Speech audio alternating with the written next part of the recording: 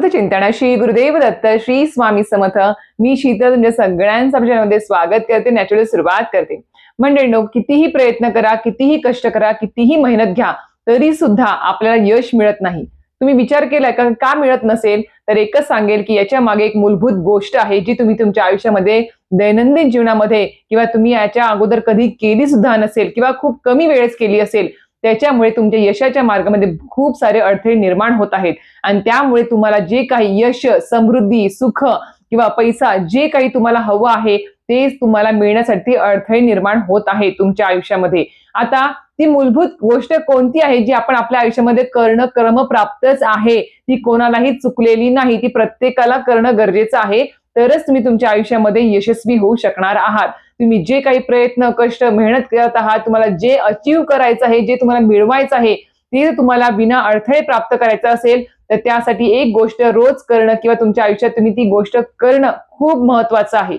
आता ती मूलभूत गोष्ट कोणती आहे, कशा पद्धतीने करायची आहे, नियम अटी काय आहेत, याबद्दल संपूर्ण माहिती तुम्हाला आजच्या व्हिडिओतच देणार आहे। नक्कीच व्हिडिओ पूर्ण बघा, स्किप न करता बघा, जेणेकरून तुम्हाला संपूर्ण माहिती व्यवस्थित कळेल। तर मंडळींनो, तुम्हाला सांगितल्याप्रमाणे सुरुवातीला की आपण खूप कष्ट करतो, मेहनत करतो, खूप धावपळ करतो आहे, पण तरी सुद्धा आपल्याला जे अचीव करायचं आहे, जे आपल्याला यश मिळवायचं आहे, पैसा, सुख, समृद्धी मिळवायची आहे, ते आपल्याला मिळत नाही आहे। तर मी काय सांगेल किंवा ह्या सगळ्या गोष्टींमध्ये तुम्हाला एक अशी गोष्ट आहे जी तुम्हाला या तुमच्या यशाच्या मार्गामध्ये अडथळे निर्माण करत आहे। आणि ती गोष्ट अशी आहे, ती गोष्ट तुम्ही नित्यनेमाने जर केली नाही तुमच्या आयुष्यामध्ये, तर तुमचे गुरु, तुमची कुलदेवी, कुलदैवत सुद्धा तुमच्यासाठी काही मदत करू शकणार नाही आहे। अशा प्रकारची ही गोष्ट आहे। तर तुम्हाला आतापर्यंत कळालं असेल, खूप लोकांना कळाली असेल ती गोष्ट, ती म्हणजेच काय, आपल्या पितरांची सेवा। हो, आपण खूप वेळेस काय करतो, आपण गुरु करतो, गुरूंची सेवा करतो आणि गुरूंच्या सेवेमध्ये किंवा कधी कधी असं पण कळतं की आपली कुलदेवी, कुलदेवतांची पण सेवा केली पाहिजे। आपण कुलदेवी, कुलदेवत असेल, आपले गुरु असेल, यांच्या सेवेमध्ये, यांच्या सर्व गोष्टींमध्ये, कुळाचारामध्ये आपण एवढे मग्न होतो की आपण आपल्या पितरांची सेवा किंवा पितरांचं स्मरण करणं सुद्धा विसरून जातो। हो, हे खूप लोकांच्या बाबतीत घडतं। आणि मग काय होतं की आपल्याला माहिती असेल की आपल्याकडून जर आपल्या पितरांचं स्मरण झालं नाही, त्यांच्यासाठी काही दान, धर्म, हवन, तर्पण जर झालं नाही, तर प्रखरातला प्रखर पितृदोष आपल्या मागे लागतो। आणि प्रखरातला प्रखर पितृदोष एकदा मागे लागला तर आपणास माहितीये की एका सुखी कुटुंबात सुद्धा पूर्णपणे नायनाट होतो। तुमचं वंशावळ सुद्धा तुमची खुंटीत होऊ शकते, तुमचं वंश सुद्धा पुढे वाढू शकणार नाही। अशा प्रकारचे प्रखर पितृदोष तुमच्या मागे लागतात।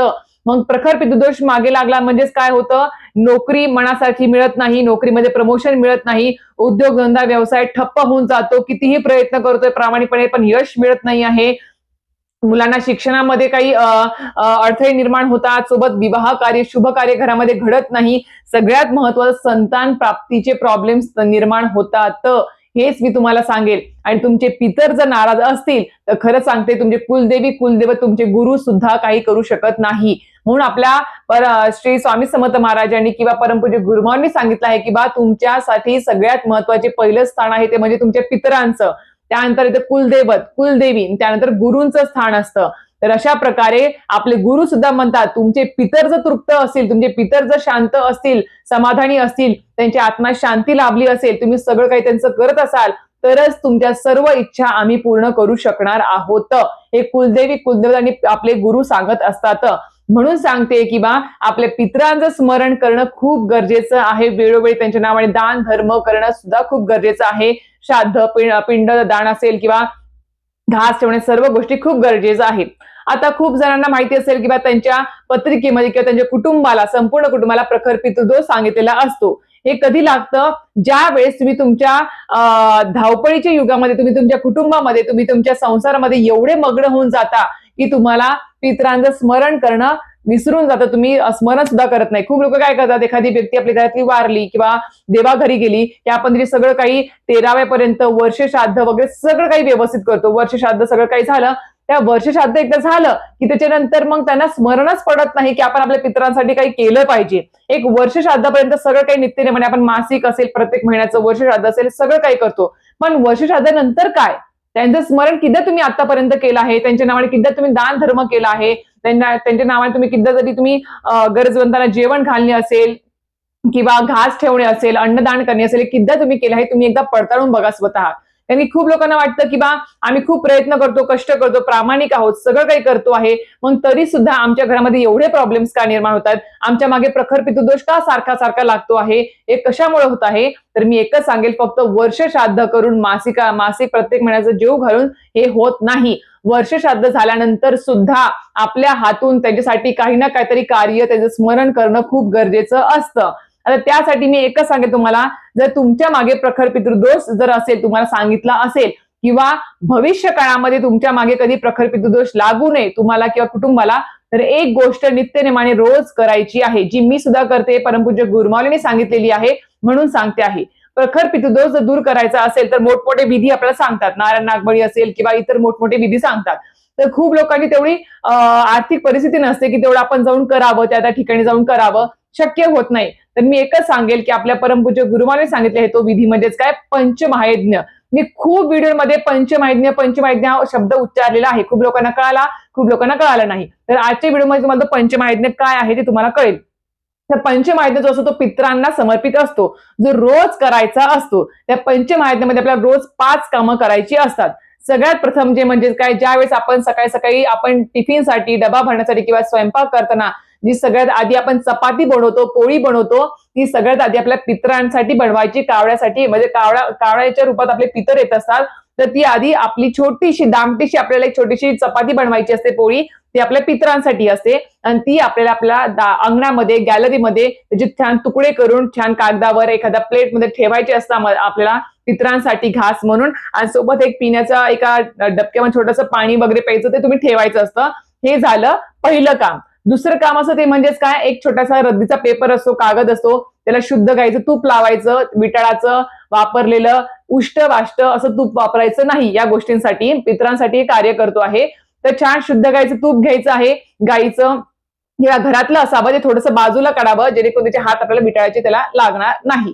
तर ते कागदाला थोडंसं गाईचं तूप लावायचं आहे आणि आपल्याला तो कागद जो आहे तो दिव्यावर किंवा अग्नीवर जाळायचा आहे. पितरांचं स्मरण करायचं, कुलदेवी कुलदेवतांचं स्मरण करायचं आणि तो कागद जाळायचा आहे. छान अशा म्हणजे सुरक्षित जागी तो कागद जाळावा, जेणेकरून काही इजा वगैरे होणार नाही. हे झालं दुसरं काम.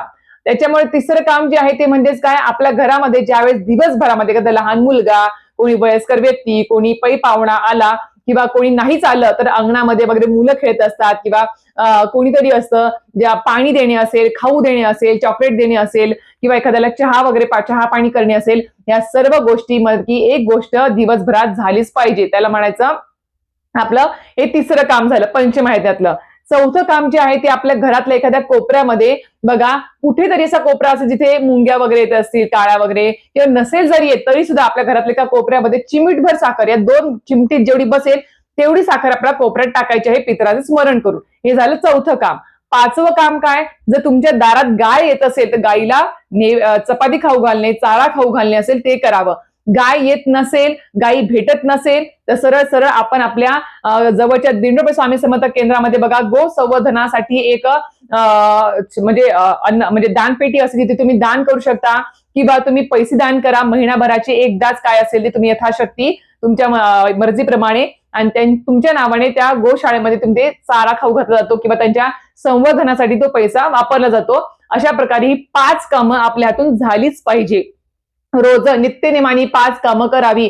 आणि तुम्ही जर नित्यनेमाने वर्ष 2 वर्ष जर नित्यनेमाने पंचमहायज्ञ रोज करत गेलात ना, तर तुम्हाला आपोआप अनुभूती येतील की आपल्या आयुष्यातले हळूहळू जे काही प्रॉब्लेम्स आहेत, अडथळे आहेत, ते दूर होत आहेत.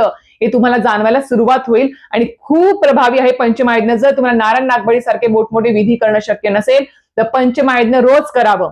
दुसरी एक गोष्ट म्हणजेच काय, प्रत्येक महिन्याच्या अमावस्येला आपल्या पितरांच्या नावाने हवन तर्पण करणे असेल किंवा रोज न चुकता आंघोळ झाली की रोज न चुकता आपल्या घरामध्ये ज्या बाजूला दक्षिण दिशा येते त्या बाजूला तोंड करून आपण आंघोळ झाले की लगेच पितरांसाठी जे आसन असतं वेगळं, ते आसन घ्यायचं, त्याच्यावर उभं राहायचं किंवा बसायचं.